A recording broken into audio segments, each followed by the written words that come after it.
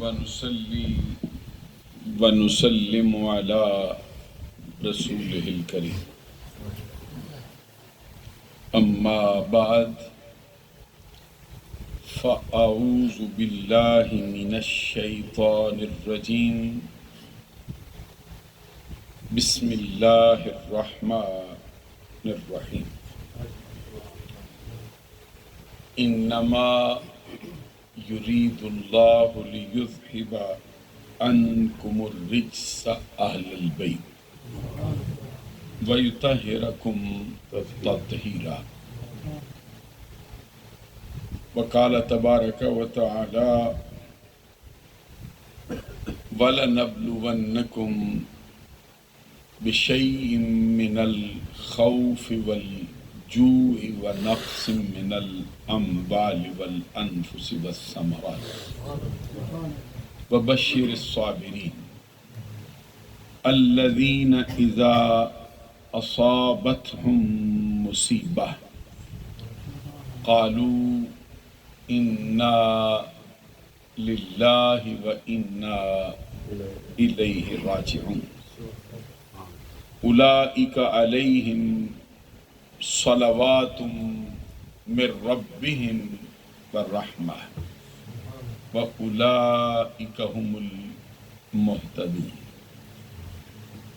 صدق الله العظيم إن الله وملائكته يصلون على النبي يا أيها الذين آمنوا صلوا عليه وسلموا تسليما اللهم صل على سيدنا ومولانا محمد وعلى آل سيدنا ومولانا محمد وبارك وسلم الصلاة والسلام عليك يا رسول الله وعلى آلك وأصحابك يا حبيب الله الله رب محمد صلى عليه وسلم نحن عباد محمد صلى عليه وسلم صلاة وسلاما عليك يا رسول الله معزز و محترم مشائخ و علماء اسلام و معزز و محترم حاضرین و سامعین،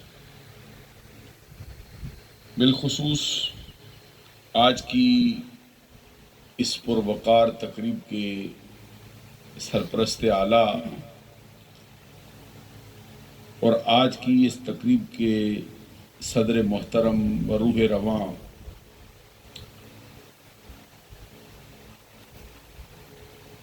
عالمی مبلغ اسلام مجاہد اہل سنت پیر طریقت صوفی باصفا حضرت پیر صوفی عابد حسین صاحب مجددی نقشبندی رضوی دامت برکاتہم العالیہ والقدسیہ، بطور مہمان خصوصی آج کی تقریب میں ہمارے بہت ہی پیارے ساتھی محترم المقام جناب زاہد ڈار صاحب تشریف فرما ہیں، اور اس کے ساتھ ساتھ صوفی باصفا محترم المقام الحاج زاہد حسین صاحب صدیقی دامت برکاتہم العالیہ والقدسیہ، خلیفہ مجاز آستانہ عالیہ نیاریاں شریف، وہ بھی آج کی تقریب میں موجود ہے، اور محترم المقام جناب الحاج خلیفہ عبد النعیم ڈار صاحب، وہ بھی آج کی تقریب میں بطور خاص تشریف فرما ہے۔ حضرت پیر صوفی عابد حسین صاحب نقشبندی مجددی دامت برکاتہم العالیہ جہاں بھی تشریف فرما ہوں یہ مثل شمع ہوتے ہیں، جہاں بھی انہوں نے ڈیرا لگایا ہے اگر وہ جنگل ہوا ہے تو ان کے قدموں کی برکت سے اللہ نے اس کو منگل کیا۔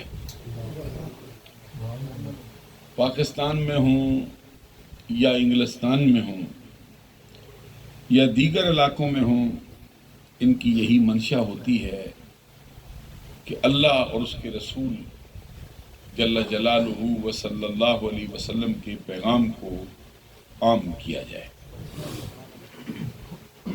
سرزمین پاکستان میں بھی انہوں نے بڑے مدارس اور بڑی خانقاہیں قائم فرمائی۔ یہاں پر بھی جب بھی تشریف فرما ہوتے ہیں اہل سنت کے نظریات کو فروغ دینے میں کوئی کمی باقی نہیں چھوڑی۔ اللہ تبارک و تعالی نے ان کے وجود کو بڑا بابرکت کیا ہے، اور مریدین کا بھی ایک بہت بڑا حلقہ ان کے ساتھ وابستہ ہے۔ سرزمین خاکی میں مانسرا کے قریب جو انہوں نے درسگاہ قائم فرمائی، وہاں پہ بڑی خوبصورت مسجد بھی ہے اور بڑا خوبصورت آستانہ بھی ہے۔ اب اکیڈمی جس کے اندر دنیاوی تعلیم کا بھی سلسلہ شروع کر رہے ہیں، دین کی تعلیم کے لیے بھی علماء کی اور حفاظ کی اور قراء کی آپ نے خدمات حاصل کی۔ میری دعا ہے کہ اللہ تبارک و تعالیٰ ان کے جتنے یہ نیک کام ہیں، جتنی یہ اسلامی خدمات کے لیے ان کے مراکز ہیں، اللہ تبارک و تعالیٰ ان کے ہر نیک کام میں اپنی مدد شامل حال فرمائے۔ آمین۔ ان کے ساتھ جتنے لوگوں کا حلقہ ہے، اللہ تبارک و تعالیٰ ان کو ان کی ذات سے مزید مضبوطی کے ساتھ رشتہ قائم رکھنے کی توفیق سے مالا مال فرمائے، اور ان کا جو فیض ہے اللہ اس کو ان کے مریدین میں، ان کی روحانی اور حقیقی ذریت میں بھی اللہ منتقل فرمائے۔ آمین۔ اور اللہ ان کو بھی نظر بد سے محفوظ رکھے اور صحت اور تندرستی اور سلامتی عطا فرمائے۔ قریب قریب ہر شخص کو یہ بات معلوم ہے کہ محرم الحرام کا بابرکت، پر نور اور مقدس مہینہ اہل اسلام پر جلوہ فرما ہو چکا ہے۔ یہ مبارک اور مقدس مہینہ وہی مہینہ ہے کہ جس سے اسلامی سال کا آغاز ہوتا ہے۔ یوں کہیے کہ نیا اسلامی سال محرم الحرام کے داخل ہونے کے ساتھ ہی اہل اسلام کے لیے جلوہ فرما ہو چکا ہے۔ اس مبارک اور مقدس مہینے کے لیے اور آنے والے جتنے ماہ ہیں، جتنا سال کا بقیہ حصہ ہے، میری دعا ہے کہ اللہ تبارک و تعالیٰ اس سال کو سارے عالم اسلام کے لیے بابرکت فرما دے۔ پچھلے سال میں جو کوتاہیاں ہم سے سرزد ہوئی ہیں اور جن مشکلات کا سامنا اہل اسلام کو کرنا پڑا ہے، اللہ تبارک و تعالیٰ آنے والے اس سال میں اور اگلے سالوں میں ہمیں ان تمام فتنوں سے اور آزمائشوں سے محفوظ رکھے۔ آپ کو معلوم ہے کہ یہ مہینہ محرم الحرام کا یہ حرمت والے مہینوں میں سے ایک مرکزی مہینہ ہے۔ حرمت والے مہینوں کا مطلب یہ ہے کہ ان مہینوں کا بہت زیادہ احترام ہے، دوسرے مہینوں کے مقابلے میں ان کی بہت زیادہ عزت ہے، اور شریعت کی نظر میں ان کا بہت بڑا پاس ہے۔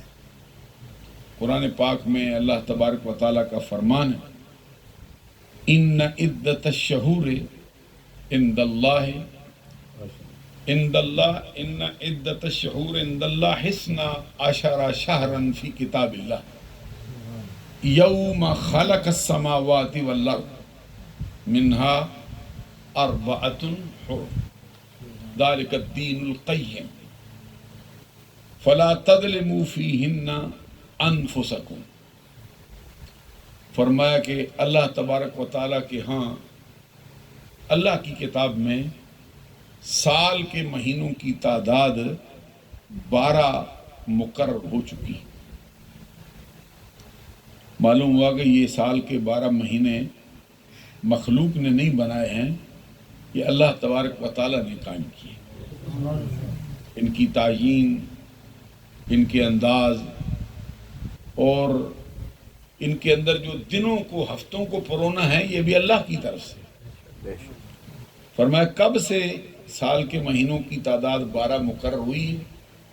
یوم خلق السماوات والارض، اس دن سے جس دن سے زمین و آسمان کی پیدائش ہوئی۔ وَمِنْهَا أَرْبَعَةٌ حُرُمٌ، اور ان 12 مہینوں میں سے 4 مہینے ایسے ہیں جو حرمت والے ہیں، جن کا بہت زیادہ احترام ہے۔ کب سے ہے؟ یوم خلق السماوات والارض منہا اربعۃ حرم،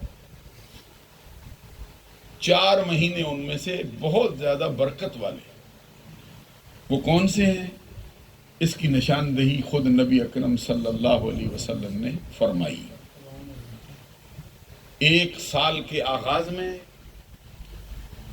2 سال کے اختتام پر ہے، اور ایک عین سال کے درمیان میں یہ حرمت والے 4 مہینوں کی تقسیم کیوں؟ پہلا مہینہ محرم الحرام، جس کا نام ہی رکھ دیا محرم الحرام۔ دوسرا مہینہ جو سال کے عین درمیان میں ہے رجب المرجب۔ جو 2 مہینے سال کے آخر میں، ان میں سے ذی قعدہ ہے اور ذوالحجہ شریف، ذوالقعدہ ہے یا ذوالحجہ شریف۔ یہ 4 مہینے ہیں جن کا دوسرے مہینوں کے مقابلے میں بہت زیادہ احترام ہے۔ یہ اسلام کے ظہور سے پہلے بھی تھا، اور اسلام کے ظہور کے ساتھ بھی ان کی حرمت اور ان کا عزت اور ان کا وقار برقرار رہا ہے۔ بلکہ بعض روایات میں آتا ہے کہ صحابہ کرام بارگاہ رسالت میں حاضر ہو کے عرض کرتے تھے، سرکار ہم دور دراز سے آئے ہیں، ہر روز آنا ہمارے بس میں نہیں، صرف ان مہینوں میں آ سکتے ہیں جو حرمت والے مہینے ہیں، کیونکہ حرمت والے مہینوں میں جو کفار ہیں وہ ہم پر حملہ آور نہیں ہوتے، وہ ہمارے اوپر تلوار نہیں چلاتے۔ حرمت والے مہینوں کے سوا تو ہم آپ کی خدمت میں آ نہیں سکتے کہ راستے میں فلاں قبیلہ ہے، فلاں قبیلہ ہے، قبیلہ مدر ہے، فلاں ہے، فلاں ہے، یہ ہمارے اوپر حملہ آور ہو جاتے ہیں، لوٹ لیتے ہیں ہم، مڈ بھیڑ ہونے سے ہماری جانیں ضائع ہو جاتی ہیں۔ لیکن حرمت والے مہینوں میں آ سکتے، سرکار ہمارے لیے کوئی خصوصی حکم صادر کر دیں جو ہم خود بھی یاد کر لیں، اور جو پیچھے لوگ چھوڑ آئے ہیں ان کو بھی جا کے سنا دیں، تاکہ ہم آخرت کے عذاب سے بچ سکیں۔ نبی اکرم صلی اللہ علیہ وسلم پھر ان کو تعلیم فرماتے۔ اس سے معلوم ہوا کہ اسلام کے ظہور سے پہلے بھی جاہلیت والے لوگوں کے ہاں ان مہینوں کا احترام تھا، اور جو محرم الحرام سے سال کا آغاز ہوا ہے یہ نبی اکرم صلی اللہ علیہ وسلم کے زمانے میں نہیں ہوا، یہ صحابہ کرام کے زمانے میں ہوا ہے کہ اسلامی سال کا پہلا مہینہ کون سا ہونا چاہیے۔ یہ حضرت فاروق اعظم رضی اللہ تعالیٰ عنہ کے زمانہ خلافت میں اس کا فیصلہ ہوا، اور اس کا مشورہ حضور مولا علی شیر خدا نے سبحان اللہ، محرم الحرام سے اس کا آغاز کرے۔ اب یہ ان کے فیصلے کو پھر ایک اجماعی حیثیت حاصل ہو گئی کہ اہل اسلام کا سال کب شروع ہوگا؟ محرم الحرام سے۔ کب پائے تکمیل کو پہنچے گا؟ ذو الحجہ شریف کو پہنچے گا۔ اور پھر دیکھیے محرم الحرام یہ ایسا مبارک اور مقدس مہینہ ہے کہ سرکار کے ظاہری طور پر جلوہ فرما ہونے سے پہلے بھی پہلی قوموں کے ہاں اس کا احترام تھا، بہت احترام تھا، لیکن اہل اسلام کے اندر پھر نواسہ رسول سید الشہداء امام حسین رضی اللہ تعالیٰ عنہ نے جو اپنی جان کی قربانی دے کر اس کی عظیم الشان شہادت کی داستان رقم کر دی، اس نے پھر اس مبارک اور مقدس مہینے کی عظمت کو چار چاند لگا دی۔ اب جب بھی آپ دیکھتے ہیں محرم الحرام کا مہینہ آتا ہے، جیسے ہی محرم کا مہینہ آیا لوگوں کے دلوں میں اہل بیت اطہار کی عظمت جو ہے ایک مرتبہ پھر سے نئے انداز کے ساتھ جلوگر ہو جاتی ہے۔ ہر شخص کی پیشانی ان کے لیے جھک جاتی ہے، سبحان اللہ، ہر دل ان کی قدموں میں جھکنے کے لیے تیار ہو جاتا ہے، ہر گھر میں ان کا ذکر ہوتا ہے، ہر مسجد میں ان کا ذکر ہوتا ہے، ہر مجلس میں ان کا ذکر ہوتا ہے۔ نواسہ رسول کی قربانی نے پھر اس کی عظمت کو بہت عروج عطا فرما دیا،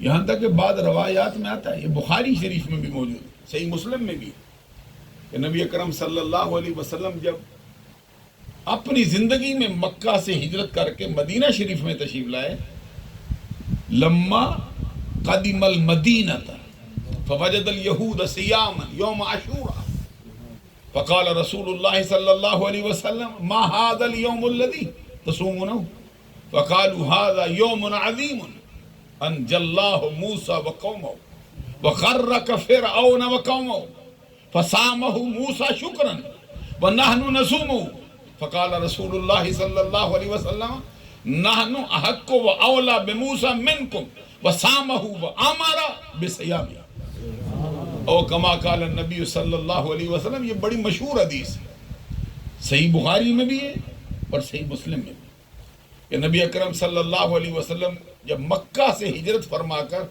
شہر مدینہ میں تشریف لائے تو وہاں کے یہودیوں کو آپ نے عاشورہ محرم، عاشورہ محرم کا کیا مطلب ہوا؟ محرم الحرام کی 10 تاریخ کو سرکار نے دیکھا کہ یہودی لوگ روزہ رکھتے ہیں، سال کے بقیہ دنوں میں نہیں رکھتے، محرم الحرام کی 10ویں تاریخ آتی ہے روزہ رکھتے ہیں۔ سرکار نے فرمایا ما هذا اليوم الذي تصومونه، کون سا دن ہے، اس میں کیا خوبی ہے، اس کے اندر کون سی چیز پوشیدہ ہے کہ تم اس دن میں بطور خاص روزہ رکھتے؟ ما هذا اليوم الذي تصومونه، آگے سے یہودیوں نے کہا هذا يوم عظیم، یہ عام دن نہیں، یہ عظمت والا دن ہے، اس دن کی بڑی شان ہے۔ تو نبی اکرم صلی اللہ علیہ وسلم نے ہم سے سنا لیکن نفی نہیں فرمائی، ساتھ ہی سرکار کہہ دیتے ہیں معاذ اللہ کہ یہ دن، اس میں کیا عظمت ہے، عام دن ہی ہے، سورج طلوع ہوتا ہے غروب ہو جاتا ہے، دنوں کے اندر آتا ہے، ہفتوں میں آتا ہے، مہینوں میں آتا ہے، عام دن ہی ہے۔ لیکن سرکار نے ان کی بات کو برقرار رکھا، جب ان کا ھذا یوم عظیم، یہاں سے معلوم ہو گیا سرکار کا جو برقرار رکھنا ہے وہ مہر تصدیق ثبت ہو گئی، ہاں یہ دن عظیم ہے۔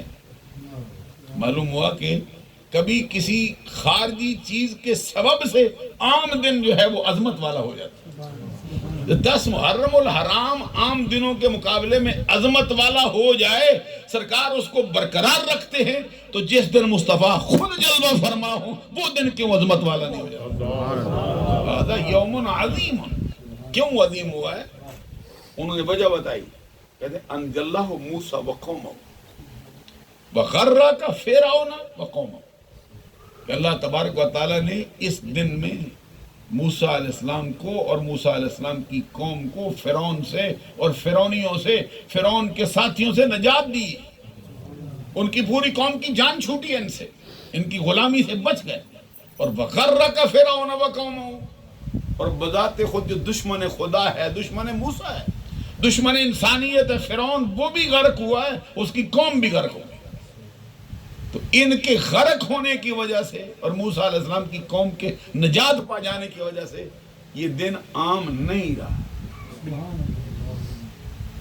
حدیث جو ہوتی ہے نا، کس کو حدیث کہتے ہیں؟ یہ تھوڑی سی بات میں اس لیے کرنا چاہتا ہوں کہ اگر آپ کے علم میں بھی یہ بات موجود ہو جائے. حدیث کہتے ہیں قول، فعل، تقریر.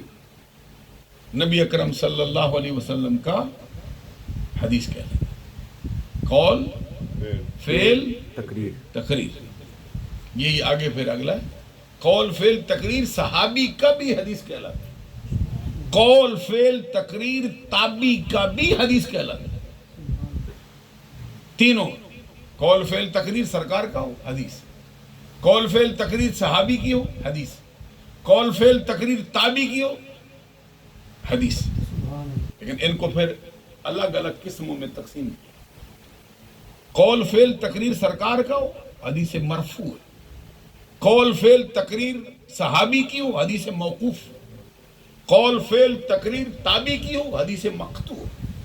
یہ ٹرمینالوجی ہے یہ محدثین کے ہاں، اس کو یاد کر لینا چاہیے. جیسے کبھی آپ سنتے کہتے حدیث مرفوع ہے، ٹھیک ہے، جس کی انتہا سرکار پہ ہوتی ہے اس کو کہتے ہیں حدیث مرفوع ہے.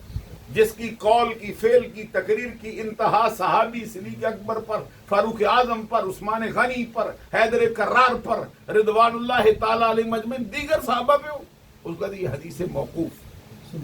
یہی تینوں باتیں قول و فعل و تقریر و تابعی کا،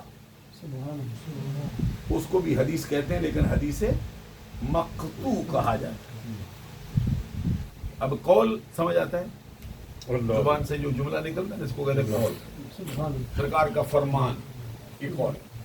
فعل، جو سرکار دو جہاں صلی اللہ علیہ وسلم نے اپنے اعضاء و جوارے سے جو عمل کیے نا، جو کام ظہور پذیر ہوئے ہیں سرکار سے، توجہ ہے نا، یہ معلوماتی بات ہے نا، یہ ذرا سمجھو گے تاکہ پھر آپ بھی بات کرنے کی ایک باقاعدہ قوت آپ کے ہاں پیدا ہوگی، آپ کی باقاعدہ اس پہ کلام کرنے پہ قادر ہوں گے اللہ کے طرف. قول ہے سرکار کا فرمان، فعل ہے سرکار نے زبان سے تو کچھ نہیں کہا لیکن کوئی کام سرکار نے کر دیا، اپنے اعضاء و جوارے سے سرکار سے کوئی فعل ظہور پذیر ہو گیا، فعل ہے. تقریر کیا ہوتا ہے؟ نہ قول ہے نہ فعل ہے.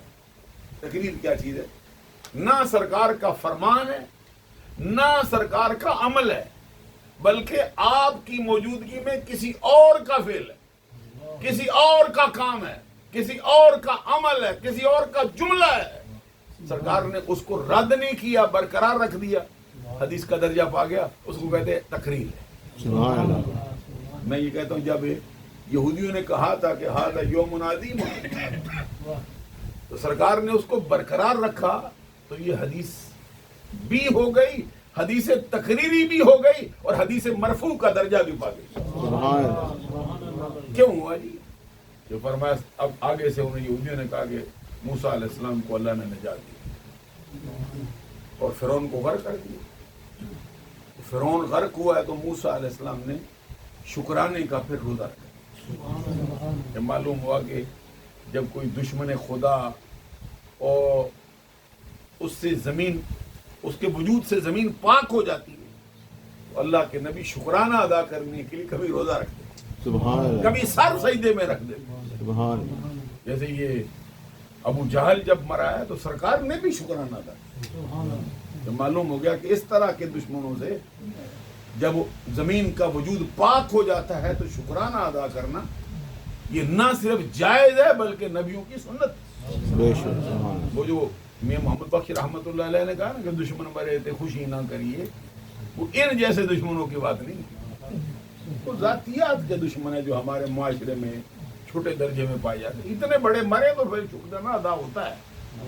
وہ جو کہا نا ہمارے اندرونی معاملات میں میاں صاحب کا جو فرمان ہے کہ دشمن مرے تھے خوشی نہ کریے سجنا بھی مر جائے. ان کا مطلب یہ ہے کہ جو معاشرے میں افراد رہتے ہیں تھوڑا بہت ان کا آپ سے تو معاملہ چل جاتا ہے تو ان کے مرنے پہ خوشی نہ کیا کرو، وگرنہ یہ ابو جہل کے مرنے پہ سرکار نے بھی اللہ کی بارگاہ میں شکرانہ ادا کیا. یہ فرعون مرا، موسیٰ علیہ السلام نے شکرانہ ادا کیا کیا؟ روزہ رکھا. معلوم ہو گیا کہ شکرانے کے انداز ہے جو نبی علیہ السلام کی طبیعت میں آیا نا کر دی. وَصَامَهُ مُوسَىٰ شُكْرًا، انہوں نے کہا موسیٰ علیہ السلام نے شکرانے کا روزہ رکھا. وَنَحْنُ نَصُومَهُ، ہم بھی روزہ رکھتے ہیں. جب انہوں نے کہا کہاں زمانہ گزرا حضرت موسیٰ علیہ السلام، یہ نبی اکرم صلی اللہ علیہ وسلم کے ولادت باسعادت سے تقریباً 2000 سال پہلے موسیٰ علیہ السلام. سبحان اللہ. 2000 سال کے قریب زمانہ ہے، حتمی تو مجھے نہیں معلوم لیکن اس کے قریب زمانہ ہے. اس وقت سے یہودی روزہ رکھ گیا ہے. تو سرکار نے پھر سن کے کیا فرمایا؟ فرمایا نحنو احق و اولا بموسیٰ منکم، وہ ہم زیادہ حقدار ہیں موسیٰ علیہ السلام کے، ہم زیادہ قریبی ہیں تمہارے مقابلے میں موسیٰ علیہ السلام کے، کہ وہ بھی اللہ کے نبی، ہم بھی اللہ کے نبی، وہ بھی اللہ کے رسول، ہم بھی اللہ کے رسول، وہ بھی اولو العزم ہستی ہے، میں بھی اولو العزم ہستی ہوں. وہ اللہ کے منتخب بندے ہیں اور میں تو سارے منتخب والوں کا امام بن کے جاتا ہوں. ہمیں زیادہ حق بنتا ہے کہ موسیٰ علیہ السلام کی سنت پر عمل پیرا ہو.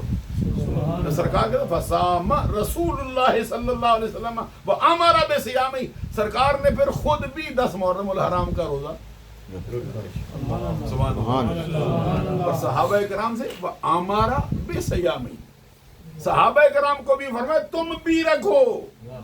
اور ساتھ پھر ایک اور بات بھی فرما دی، فرمایا اگلے سال اگر اللہ نے زندگی دی نا پھر ہم یہودیوں کی مخالفت کریں گے.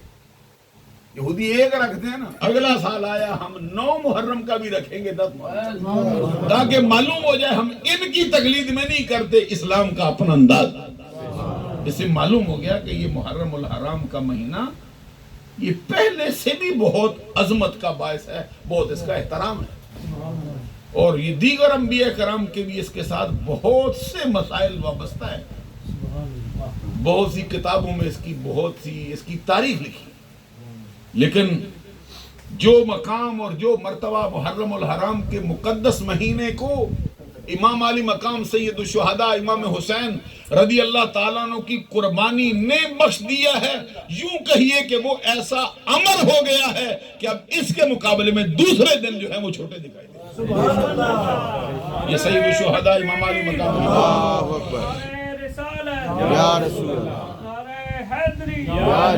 اور وہ شہادت کی داستان وہ ہے جو آپ نے وقت کے جابر اور ظالم اور بدبخت اور جری علی القبائل حکمران کے سامنے کلمہ حق کہتے ہوئے پیش کی. سبحان اللہ. کلمہ حق کہتے ہوئے امام علی مقام نے اپنی جان کی قربانی بھی پیش کی ہے، اپنے خاندان کے افراد کی قربانی بھی پیش کی ہے اور اپنے چاہنے والوں کی قربانی بھی پیش کی ہے.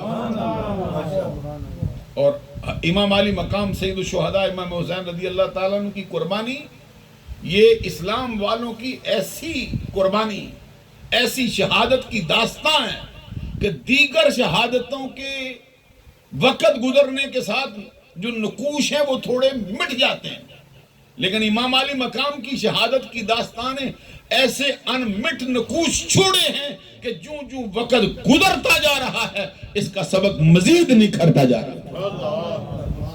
اور اس کے اندر وہ سبق رقم کر دیا ہے کہ آنے والا ہر دور اور ہر محرم ایسا ہے کہ جب بھی آئے گا وقت کے یزیدیوں کے خلاف کلمہ حق بلند کرنے کے لیے اپنے دامن میں بہت بڑا ذخیرہ سبق کا لے کے آئے.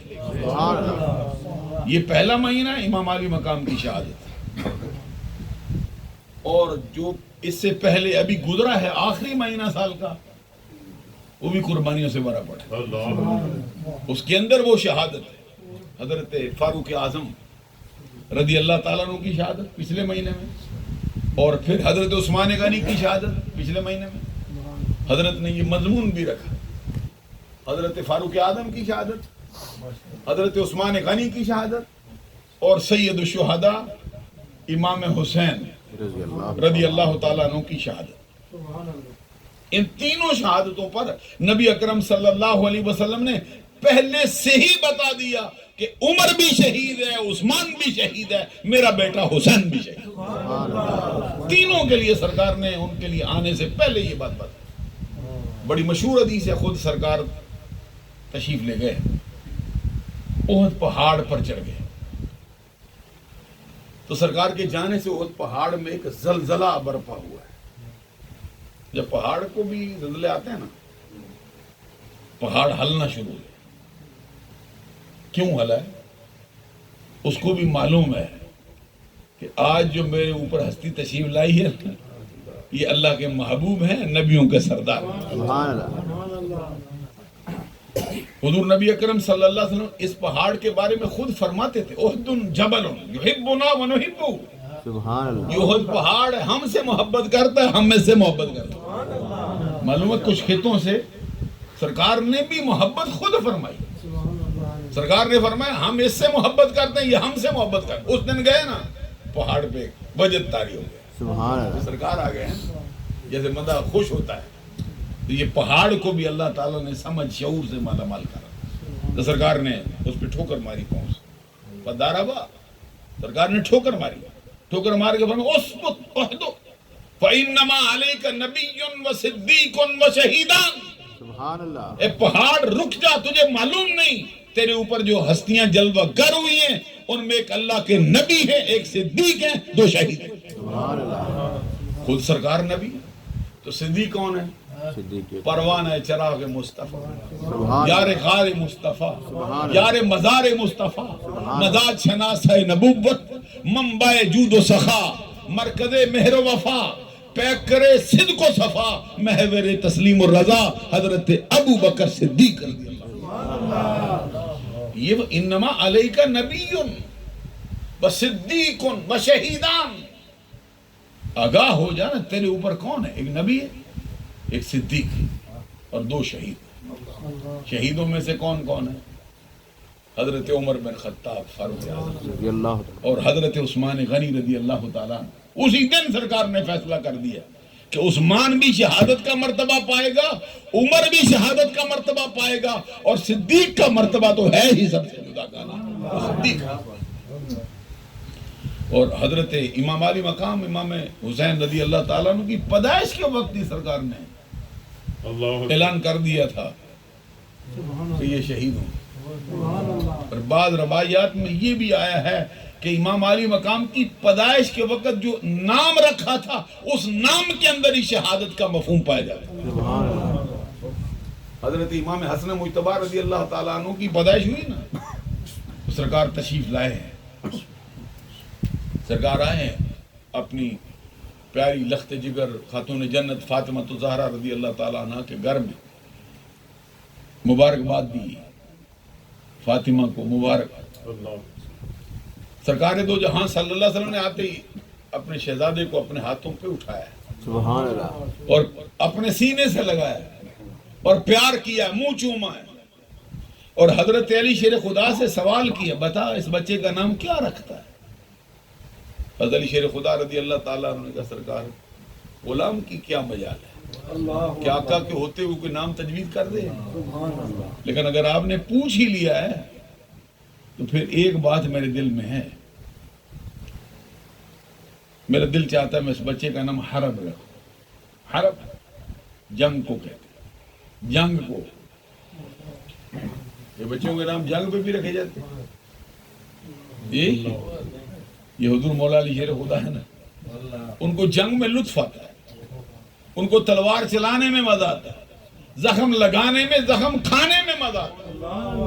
انہوں نے چاہا کیا ہے کہ اپنے بچے کا نام ہی میں جنگ پہ حرب یعنی جنگجو کہہ کے رکھ دوں۔ یہ حضور مولا علی شیر خدا کی سوچ، باب مدینہ تو لے لیں، باب دار الحکمہ ہے حضرت علی، سبحان اللہ کہو نا، انا مدینۃ العلم وعلی بابها، میں علم کا شہر ہوں، علی اس کا دروازہ، انا دار الحکمت وعلی بابها، میں حکمت کا گھر ہوں، علی اس کا دروازہ۔ علی منی وانا منہ، علی مجھ سے ہے میں علی سے، سبحان اللہ، علی مع القرآن والقرآن مع علی، علی قرآن کے ساتھ ہے، قرآن علی کے ساتھ۔ سبحان اللہ، من کنت مولاہ فہذا علی، جس کا میں مولا ہوں اس کا علی شیر خدا ہوں۔ سبحان اللہ، النظر الی وجہ علی عبادت، علی کا چہرہ دیکھنا عبادت، ذکر علی عبادت، علی کا ذکر کرنا عبادت۔ سبحان اللہ، حضرت علی شیر خدا رضی اللہ تعالیٰ عنہ کے لیے سرکار نے جو ان کی شان بیان فرمائی، ایک جدا گانا حیثیت ہے حضرت علی شیر خدا کے مراتب کی اور ان کے مقام کی۔ اب حضرت علی کہتے ہیں نام کیا رکھتا ہوں، اس کا نام رکھتا ہوں حرب۔ حرب میں نے کیا، جنگ سے پھر جنگ یوں۔ حضرت علی کی بڑی خواہش ہے، سرکار نے پوچھا بھی ہے کیا نام، حضرت علی کہتے ہیں حرب اللہ لا لا۔ حضرت علی شیر خدا کے تجوید کردہ نام کو سرکار نے قبول کیا، اور ہے سبحان اللہ، کہ سرکار نے والا بل ہوا حسن، تو نام رکھتا نا اپنی سوچ کے اعتبار سے، میں رکھتا ہوں نام اپنی نگاہ نبوت کے اعتبار سے، میں چاہتا ہوں اس کا نام حرب نہیں ہوگا بلکہ اس کا نام حسن۔ حضرت امام حسن کے پیدائش کے بعد پھر حضور امام علی مقام سید الشہداء امام حسین کی پیدائش ہوئی۔ ان دونوں شہزادوں کی عظمت کا اندازہ لگاؤ نا، کبھی ان کا بچپن پڑھو، ان کی جوانی پڑھو، ان کا لڑکپن پڑھو، سرکار نے جو محبت کی ہے کبھی پھر اس کو پڑھو، سبحان اللہ، اور جس سے ان کو محبت ہوتی تھی اس سے سرکار کا پیار کبھی دیکھو گے۔ ان کے لیے سرکار نے دعا مانگی، اللہم انی احبہما فاحبہما واحب من یحبہما، سبحان اللہ کی، ان الحسن والحسین سیدہ شباب اہل الجنہ، سبحان اللہ، حسن و حسین جنت کے جوانوں کے سردار ہیں۔ ایک موقع پہ سرکار دو جہاں صلی اللہ علیہ وسلم نے ان کو سونگا ہے، پیار کیا ہے، اور ساتھ ہی سرکار نے فرمایا حسن و حسین دونوں کے دونوں ہما ریحانتا یا من الدنیا، یہ دونوں میرے دنیا کے پھول ہیں جن کو سونگتا ہوں، جن کو چونتا ہوں۔ نبی اکرم صلی اللہ علیہ وسلم نے حضرت امام حسن کے بعد پھر امام حسین، وہ حدیث پڑھی اس کا ترجمہ بھی سنیں، سرکار نے دونوں کے لیے دعا اللہم انی احبہما سبحان اللہ، فاحبہما واحب من یحبہما، سبحان اللہ، کیا مطلب، اے اللہ میں ان دونوں سے بہت پیار کرتا ہوں، سبحان اللہ، تجھ سے بھی کہتا ہوں تو بھی ان کو پیار کرنا۔ سبحان اللہ، دعا تو دیکھیے نا، تو کیا ختم ہو گئی یہاں پہ؟ نہیں، کہاں تک گئی؟ فرمایا اے اللہ یہ دونوں میرے محبوب ہیں، تو بھی ان کو محبوب بنا، اور نہ صرف ان کو بنا، جو ان سے پیار کرے اس کو بھی محبوبیت کا درجہ عطا فرما، سبحان اللہ، حسن سے محبت کرے، حسین سے محبت کرے۔ مولا میں خود بھی کرتا ہوں، تیری بارگاہ میں میری عرض ہے تو بھی کر، اور جو ان سے پیار کرے تو اس کو بھی محبوب بنا، اس سے بھی پیار کر۔ سبحان اللہ، معلوم ہے حسن و حسین سے پیار کرنے والا اللہ کا محبوب ہوتا ہے۔ سبحان اللہ، اور ایک حدیث میں فرمایا احب اللہ من احب حسینا، یہ سبحان حدیث اللہ، سرکار کا فرمان ہے، احب اللہ من احب حسینا، جس بندے نے حسین سے محبت کی اللہ نے اس بندے کو اپنا محبوب بنا لیا۔ سبحان اللہ، وہ بندہ اللہ کا محبوب ہوتا ہے، اللہ اس کا محب ہوتا ہے۔ سبحان اللہ، غور نہیں فرمایا آپ نے، میں کیا کہتا ہوں، ایک ہوتا ہے کہ بندہ محب ہے، اللہ محبوب ہے، غور ہے نا، ذرا غور کیجئے نظریہ اہل سنت کیا ہے۔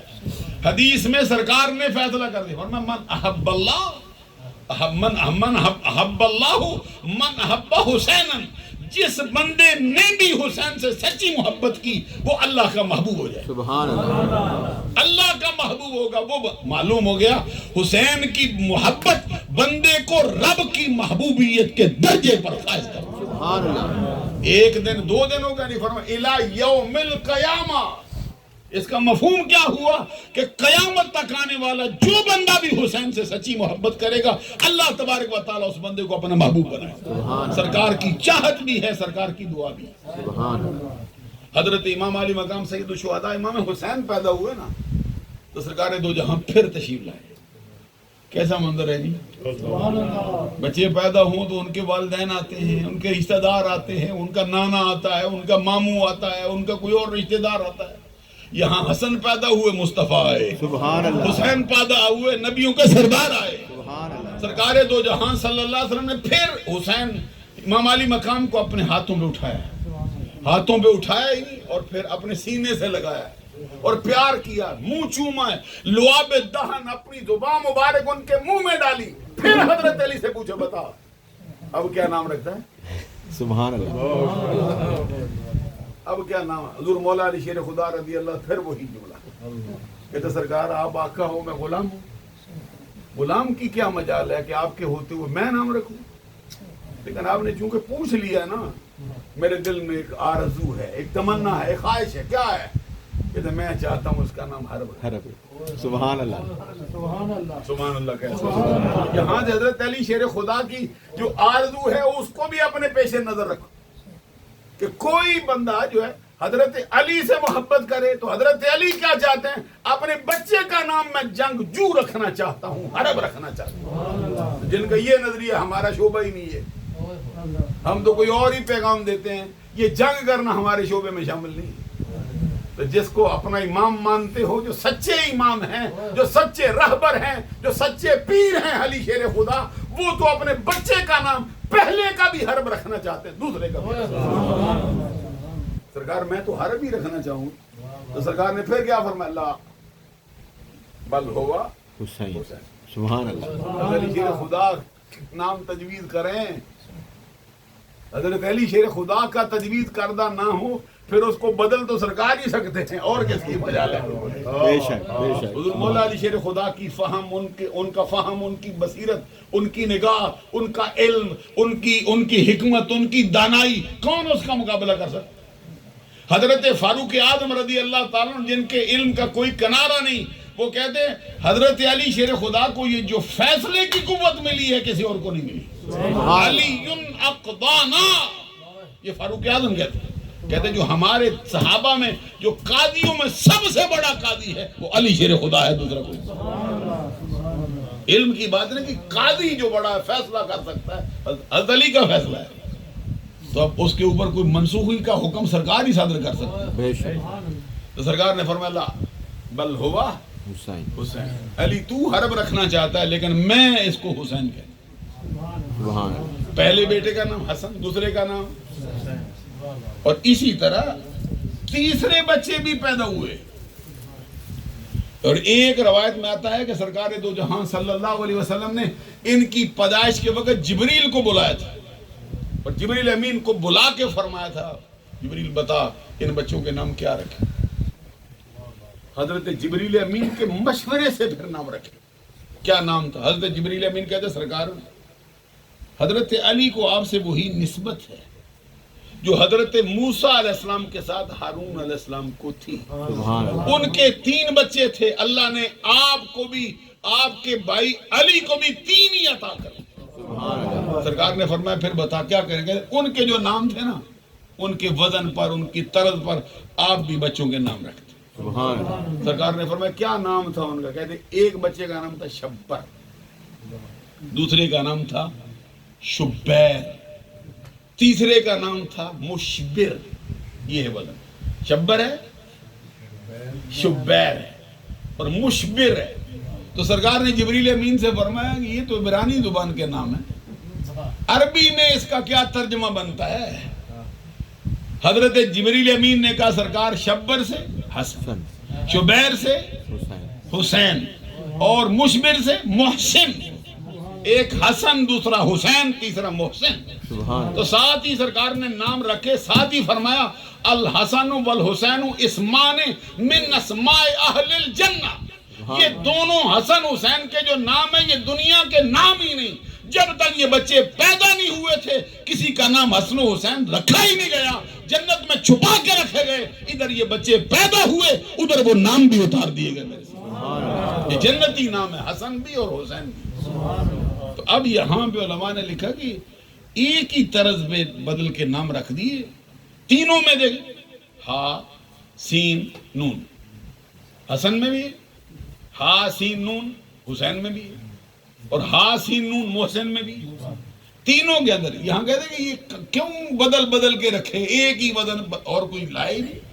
حسن حسنہ, حسنہ بلائی کو کہتے ہیں اور حسنہ اچھائی کو کہتے ہیں، خوبصورت انجام کو کہتے ہیں۔ لغت والوں نے لکھا الحسنہ ہی الشہادۃ لانہا حسنۃ العواقب، کہ حسنہ تو کہتے ہی شہید ہو جانے کا۔ سبحان اللہ یوں کہیے کہ سرکار فرماتے ہیں علی تو ان کا نام اپنی طبیعت کے اعتبار سے رکھنا چاہتا ہے، لیکن میں ان کا نام ان کے انجام کے حوالے سے رکھنا چاہتا ہوں۔ جو بھی حسن کا نام سنے وہ سمجھ جائے حسن بھی شہید ہوگا، حسین بھی شہید ہوگا۔ پیدائش کے وقت ہی ان دونوں شہزادوں کے نام سرکار نے رکھ کر یوں کہیے کہ در پردہ یہ اعلان کر دیا، حسن بھی شہادت کا جام نوش کرے گا اور حسین بھی شہادت کا جام نوش کرے گا۔ سبحان اللہ، نبی اکرم صلی اللہ اللہ اکبر، نعرہ رسالت، یا رسول اللہ، نعرہ حیدری، شہدائے کربلا۔ اب دیکھیے پہلوں کی بھی شہادت ہوئی نا، فاروق اعظم بھی شہید، عثمان غنی بھی شہید، اور امام حسن امام حسین شہید۔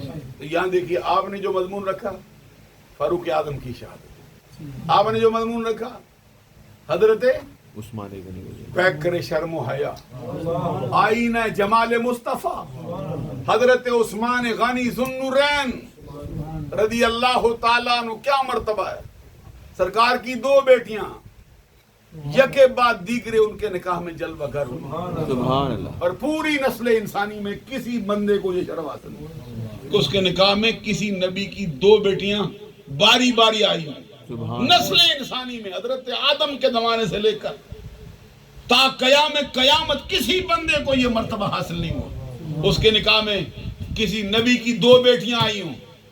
عثمان غنی کو کیا مرتبہ حاصل ہوا، ان کے نکاح میں کسی نبی کی نہیں، نبیوں کے سردار کی دو بیٹیاں جلوہ گر، سبحان اللہ، جس کی وجہ سے پھر ان کو کہتے ہیں ذو النورین۔ کیا مطلب، دونوں دو نوروں والا۔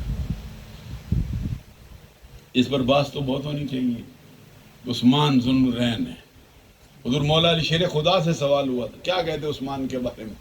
کہتے مجھ سے کیا پوچھتے ہو جس کو مالا اعلیٰ میں بھی دو نوروں والا کہہ کے بلایا جاتا ہے۔ سبحان اللہ، ادھر مالا اعلیٰ کی کائنات کے اندر جس کو دو نوروں والا کہہ کے بلایا جاتا ہے وہ عثمان بن عفان پیکر شرم و حیا۔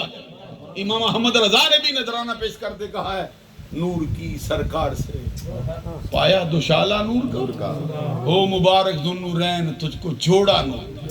ساتھ ہی پھر وہ جملہ کہا کہ تیری نسل پاک میں ہے بچہ بچہ نور کا، تو ہے عین نور تیرا سب گرانا۔ حضرت عثمان غنی رضی اللہ تعالیٰ عنہ کی شہادت کی جو داستان ہے نا وہ بھی سونے کے پانی سے لکھنے سے تعلق رکھتا ہے۔ عثمان غنی رضی اللہ تعالیٰ عنہ شہید ہوئے، امام علی مقام سید الشہداء امام حسین رضی اللہ تعالیٰ عنہ جو ہیں وہ کربلا کی وادی میں شہید ہوئے۔ حضرت عثمان غنی سرزمین مدینہ میں شہید ہوئے۔ فاروق اعظم رضی اللہ تعالیٰ عنہ نماز کی حالت میں عین نماز پڑھاتے ہوئے شہید ہوئے۔ حضرت فاروق اعظم کی تو بہت آرزو تھی، دعا مانگ اللہم ارزقنی شہادتاً فی سبیلک، اے اللہ مجھے اپنے راستے میں شہادت کی موت عطا فرما۔ معلوم ہے شہادت کی موت کوئی اور ہی ہے، لیکن صحابی ہیں۔ فاروق اعظم کا مرتبہ آپ کو معلوم ہے، نبیوں کے بعد صدیق کا مرتبہ ہے، صدیق کے بعد سب سے اونچا مرتبہ فاروق اعظم، تو پھر کیا چاہتے ہیں، شہادت، اللہم ارزقنی شہادتاً فی سبیلک وجعل موتی فی بلد رسولک۔ یہ آپ کی دعا تھی۔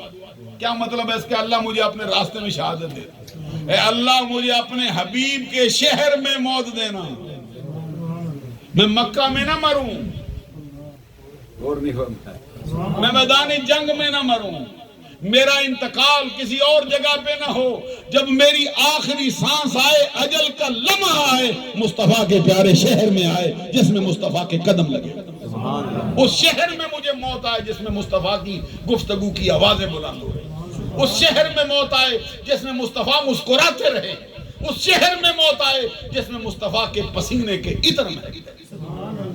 فاروق اعظم رضی اللہ تعالیٰ عنہ کی، اور پھر آپ کی شہادت ہوئی، فجر کی نماز پڑھانے کے لیے تشریف لائے۔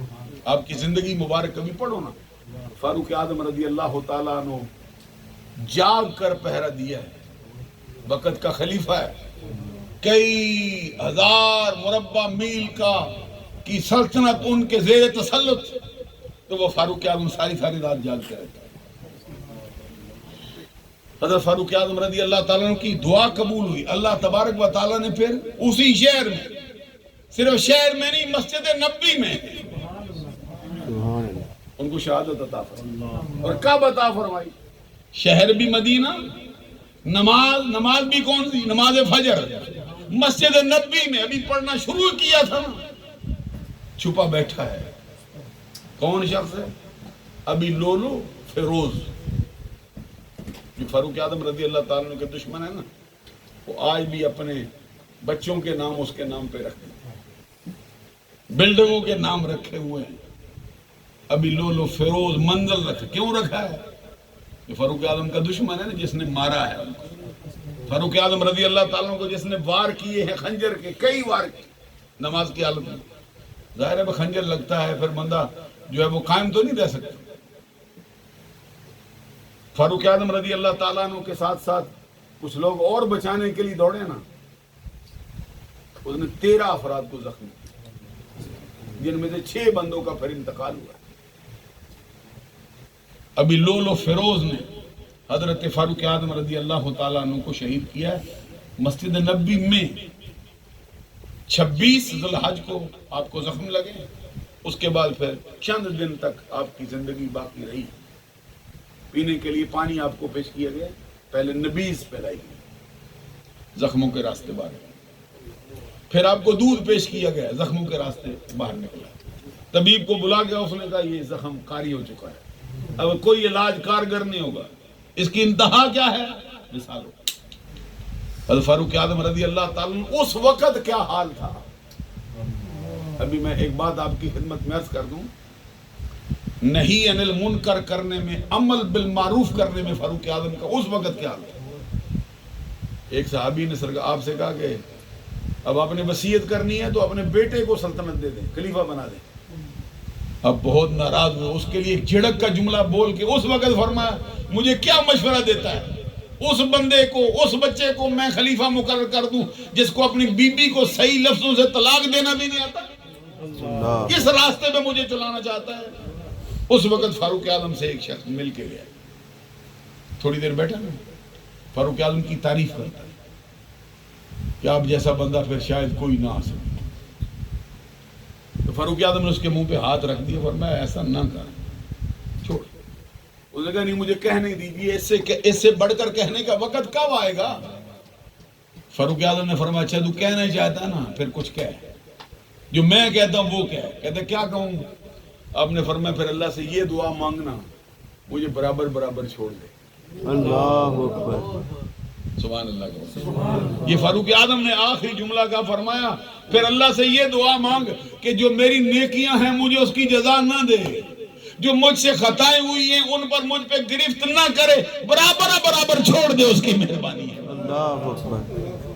اور پھر ایک نوجوان آپ سے مل کے جانے لگا نا، اس کا تہ بند جو ہے نا وہ اس کے ٹخنوں کے نیچے تھا، ٹخنوں کے نیچے اس کا تہ بند تھا. امر بالمعروف کرنے کا حال یہ تھا فاروق اعظم. وہ قریب گیا، ابھی نکلنے لگا تھا ٹائم، اس کا جو تہ بند کا کنارہ ہے زمین کے ساتھ رگڑ کھا رہا. فاروق اعظم نے فرمایا اس کو واپس بلاؤ. غور ہے، امر بالمعروف کرنے میں، نہیں عن المنکر کرنے میں حضرت فاروق اعظم کو شغف کتنا تھا. فرمایا اس کو واپس لاؤ. واپس بلایا نا تو آپ نے فرمایا جوان آدمی دیکھ، تیرا تہبند جو ہے یہ زمین کے ساتھ رگڑ کھا رہا ہے، یہ شریعت میں جائز نہیں ہے، یہ دوزخ میں لے جانے والی بات ہے. یہ اپنا جو تہبند ہے نا اس کو اوپر کر لے. یہ دیکھیے ادھر موت کے منہ میں ہے، اس وقت بھی امر بالمعروف کرتے ہیں. نہیں فاروق اعظم رضی اللہ تعالیٰ کے مرتبے کا. پھر آپ جو ہے یہ یکم محرم الحرام کو جو مشہور ہے آپ کی شہادت ہوئی. حضرت عثمان غنی رضی اللہ تعالیٰ عنہ کی شہادت، یہ بھی ایک تاریخ، ایک الگ داستان. آج میں جمعۃ المبارک پر بھی تھوڑا اس کا تذکرہ کر رہا تھا. یہ 18 ذی الحج کو ہوئی. کہاں ہوئی ہے؟ مدینہ شریف میں. حج کے بعد مدینہ شریف میں ہوئی. کتنے دن تک آپ کے لیے پانی روکا گیا ہے؟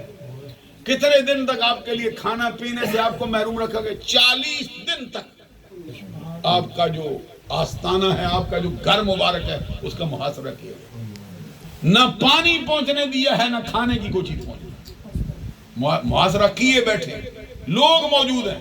حضرت عثمان غنی رضی اللہ تعالیٰ عنہ کئی دن بیت گئے تھے، سر مبارک باہر نکال کے فرماتے علی ہے فلاں ہے، کہتے ہے، فرمایا ادھر نہیں ہے، فرمایا کدھر ہے؟ جب بتایا گیا کہ فرمایا جاؤ پھر میرا پیغام دو، میرے پاس پینے کے لیے کچھ نہیں، میرے لیے پانی بھیجو۔ حضور مولا علی شیر خدا رضی اللہ تعالیٰ نے پانی کا مشکیدہ بھیجا نا، لیکن انہوں نے تیر مار کر پانی جو ہے نا ادھر ہی روک دیا۔ عثمان غنی رضی اللہ تعالیٰ نے 40 دن تک آپ کے گھر کا محاصرہ رہا، اور لوگوں نے آگے اجازت چاہی، اجازت دو ہم لڑائی کریں گے ان سے۔ حضرت ابو ہریرہ رضی اللہ تعالیٰ عنہ حضرت امام حسن مجتبیٰ ہیں، امام حسن نے بھی آگے کہا اجازت دو لڑیں گے مار دیں گے۔ آپ نے فرمایا اجلس، اے میرے بھائی کے بیٹے جا اپنے گھر میں جا کے بیٹھ گئے، یہ فیصلہ اللہ کی طرف سے ہو چکا۔ پھر اگر ہمیں لڑنے بھی نہیں دیتے پھر مدینہ شریف چھوڑو۔ حضرت میر معاویہ نے پیغام بھیجا کہ آپ مدینہ شریف چھوڑ کے حرم میں آ جائیں، یا مجھے اجازت دو میں اپنے بندے بھیجتا ہوں۔ تو آپ نے فرمایا کہ جب تک میرے دم میں دم ہے مدینہ نہیں چھوڑتا، اللہ میں اپنی زندگی میں جوار مصطفیٰ کی ہمسائیگی نہیں چھوڑ سکتا۔ تو کچھ لوگوں نے کہا پھر یہ چھوڑو نا خلافتی، یہ تو یہ جاتے۔ تو کہتے سرکار نے مجھے فرمایا تھا عثمان اللہ تجھے قمیض پہنائے گا، لوگ وہ قمیض تم سے اتارنا چاہیں گے، نہ اتارنا، کہتے سرکار نے فرمایا تھا نہ اتارنا، اس لیے میں نہیں اتار رہا۔ آگے پھر لوگوں نے اجازت چاہی، آپ کے غلام تھے 18 کے قریب، وہ اسلحے سے لیس ہو کے آئے، حبشی غلاموں نے کہا کہ ہمیں اجازت دو، ہم ان سے لڑتے ہیں، بتا دیتے ہیں ان کو کیا جنگ ہوتی ہے۔ حضرت عثمان غنی رضی اللہ تعالیٰ نے فرمایا میں تمہیں آزاد کرتا ہوں، میں مسلمانوں کا پہلا خلیفہ نہیں بننا چاہتا جو اپنی ذات کی بقا کے لیے مسلمانوں کا خون بہا دے۔ میں اپنا آپ تو قربان کرنا پسند کرتا ہوں لیکن کسی مسلمان کے خون کا ایک قطرہ بھی بہنا پسند نہیں۔ عثمان غنی رضی اللہ تعالیٰ عنہ کو پھر جو شہید کیا گیا کس وقت؟ قرآن پڑھ رہے تھے، اور قرآن پڑھتے ہوئے جب آپ پر ضرب لگائی گئی ہے، آپ کے اوپر ایک ضرب لگی، دوسری ضرب، آپ کا خون جو گرا ہے قرآن پاک کی ایک آیت پہ گرا ہے، کیا تھا؟ فَسَيَكْفِيكَهُمُ اللَّهُ وَهُوَ السَّمِيعُ الْعَلِيمُ۔ قرآن پاک کی یہ آیت، قرآن پاک کا یہ صفحہ عثمان غنی کے خون سے رنگین ہوا۔ ہمارے علماء نے لکھا ہے جس حالت میں بندہ دنیا سے مرتا ہے اسی طرح قیامت کے دن اٹھایا جائے گا۔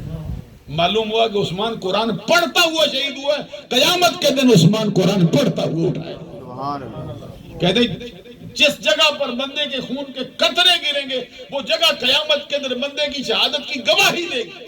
اب میں کہتا ہوں کسی کی گواہی شہادت کی ریت کے ذرے دے رہے ہوں گے، عثمان کی شہادت کی گواہی قرآن کے سپارے دے رہے ہیں۔ عثمان غنی رضی اللہ تعالیٰ عنہ۔ پھر یہ جو میاں صاحب کا شعر ہے نا پڑھتے ہیں، ہوندی قوت زور نے لایا، بیٹھے من رضائی، پانی باجوں پیاسے چلے، دین دنیلے سے۔ یہ سید الشہداء کی شان میں انہوں نے کہا ہے اور اہل سنت کے نظریے کی تائید کی اور سچ کہا ہے۔ ہوندی قوت زور نے لایا، امام علی مقام امام حسین رضی اللہ تعالیٰ عنہ اگر زور لگا دیتے تو کون ان کے مقابلے میں کھڑا ہو سکتا ہے؟ ان کے نانا جان کا حکم تو بحر و بر میں چلتا ہے، ان کے نانا جان کی شان کا یہ حال ہے، ان کی انگلی اٹھ جائے چاند کا کلیجہ چلے، ان کا ہاتھ اٹھ جائے ڈوبا سورج پلٹ کر وقت عصر پہ آ جاتا ہے، ان کا لعاب دہن لگ جائے مردوں کو زندگی نصیب ہو جاتی ہے، ان کی توجہ ہو جائے کنکریوں کو کلمے کی توفیق ہو جاتی ہے، ان کا اشارہ ہو جائے درخت جڑ سے اکھڑ کر ان کی بارگاہ میں حاضر ہو جاتا ہے۔ وہ چاہیں اپنی انگلیوں سے پانی کے چشمے جاری کر دیتے۔ حضرت امام علی مقام تو ان کے مظہر عتم، امام علی مقام سید الشہداء تو ان کا عکس جمیل ہے، امام علی مقام کی محبت مصطفیٰ کی محبت، امام علی مقام کا بغض مصطفیٰ کا بغض۔ جو حضرت امام علی مقام کو اپنا محبوب بنائے جو سمجھے کہ بالواسطہ مصطفیٰ کو بنا۔ امام علی مقام زور لگائیں، کیسے ہو سکتا کوئی غلبہ کر جائے؟ کیسے ہو سکتا دریائے فرات ان کے قدموں میں نہ آئے؟ کیسے ہو سکتا ہے آسمانوں سے بادل آ کے چھم چھم نہ برسیں؟ امام علی مقام نے زور نہیں لگایا، میاں صاحب نے سچ کہا ہے، لیکن دشمنوں کے مقابلے میں یہ ہے باطنی زور. سمجھو ہے نا، باطنی زور نہیں لگایا لیکن ظاہری زور لگایا. کیسے لگایا ہے؟ آپ کی تلوار سے کتنے یزیدی مرے ہیں؟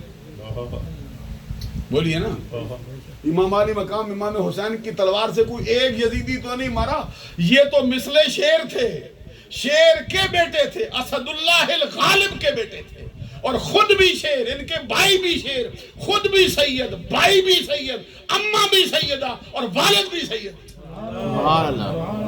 جن کے بھائی حضرت امام حسن مجتبی ہوں، جن کی اماں جان خاتون جنت فاطمہ الزہرا جنتی عورتوں کی سردار ہوں، جن کے نانا امام الانبیاء ہوں، جن کے والد مکرم امام الاولیاء ہوں. حضرت امام علی مقام سید الشہداء امام حسین نے ظاہری طاقت لگائی ہے اور کئی یزیدیوں کو واصل جہنم کی. ہماری کتابوں میں لکھا جدھر امام علی مقام تلوار لے کے جاتے تھے یزیدیوں کے سر ایسے گر جاتے تھے ان کے تنوں سے جدا ہو کر، جس طرح خزاں کے موسم میں پتے جڑ کے گر جاتے تھے، گاجروں کی طرح، مولیوں کی طرح کٹ کٹ کے جاتے تھے. ان کا جو کھیت ہے سارے کا سارا جو ہے وہ حضرت امام علی مقام کی تلوار سے کاٹا جا رہا ہے. اگر یزیدی سب مل کر حملہ آور نہ ہوتے تو کسی کو آپ کے مقابلے میں آنے کی طاقت ہی نہیں تھی. کیا معلوم ہے؟ ظاہری طاقت لگائی ہے لیکن باطنی. تو ادھر ذرا عثمان کو بھی دیکھو نا، نہ ظاہری لگائی ہے نہ باطنی لگائی. غور نہیں فرمایا، خالی سارا لا دیا. حضرت امام علی مقام کے لیے جملہ کہا، سچ کہا، ہوندی قوت زور نہیں لایا. میں کہتا ہوں یہ باطنی طاقت کی بات کرتے. امام علی مقام تلوار لے کر میدان میں آئے ہیں، آپ کے شہزادوں نے بھی جنگ کی ہے، تلوار لہرائی ہے، کئی یزیدی واصل جہنم کیے ہیں.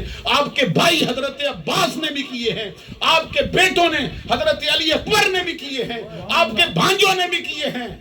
اب میں کہتا ہوں ظاہری طاقت سے کئی یزیدی مرے تھے.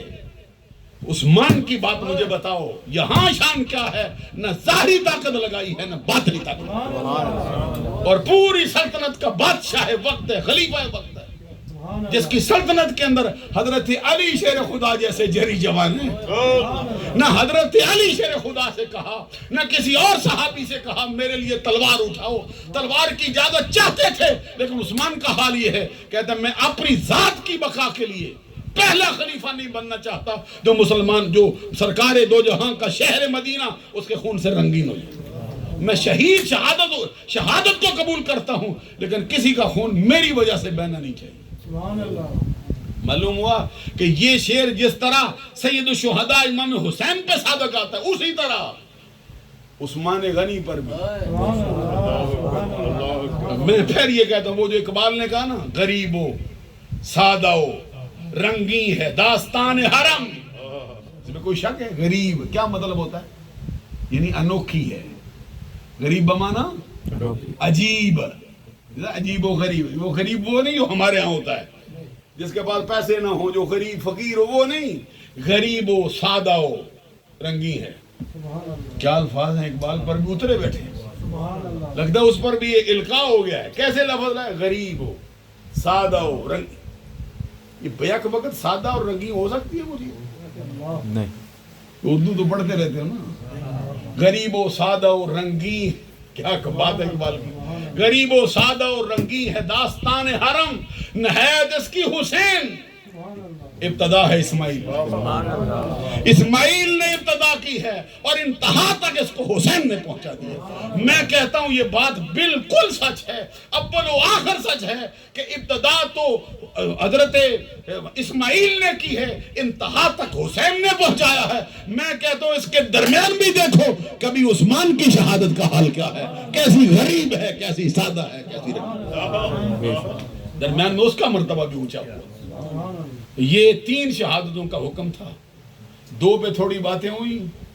امام علی مقام کا تذکرہ جو ہے نا اب وقت کی وجہ سے تھوڑا رہ گیا ہے، مگر دل چاہتا ہے اس پر بھی کلام. یہی کہتے ہیں اے حسین ابن علی تم پر سلام، تم پہ لاکھوں رحمتیں لاکھوں سلام، اے شہیدان محبت کے امام لا لگوں لال کفن لال بدن، اے چمن اندر چمن ہے زندگی ہی زندگی تیری حیات، اے حیات اندر حیات، افتخار ملت بیضا ہے تو، رب کعبہ کی قسم یکتا ہے۔ اس پیارے پر علی شیر خدا کو ناز ہے، اس نواسے پر محمد مصطفیٰ کو ناز ہے، لاکھوں نے سجدے کیے اس کا عجب انداز ہے، حسین نے وہ سجدہ کیا جس پر خود خدا کو ناز ہے، کہ میری مخلوق میں ایسے افراد بھی آئے جن کا ثانی پھر کوئی اور نظر نہیں۔